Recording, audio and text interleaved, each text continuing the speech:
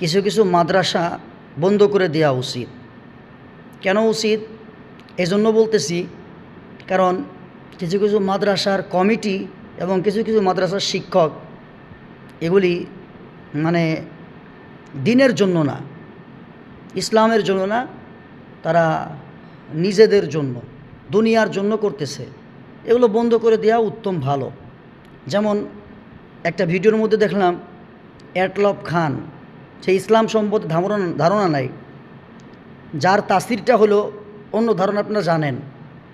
একটা মাদ্রাসার ছাত্রকে পাগড়ি দিচ্ছে, ওই অনুষ্ঠানে এটলব খানকে দিয়ে পাগড়ি দিয়ে আসছে। অথচ উচিত ছিল কোনো বুজুর্গ, কোনো বড় আলেম, কোনো বড় ব্যক্তিত্ব, যাকে দিয়ে পাগড়ি দেওয়াইলে দোয়া হোক বা সেটা আশীর্বাদ হোক বা কল্যাণের জন্য হোক, কিছু একটা হতো।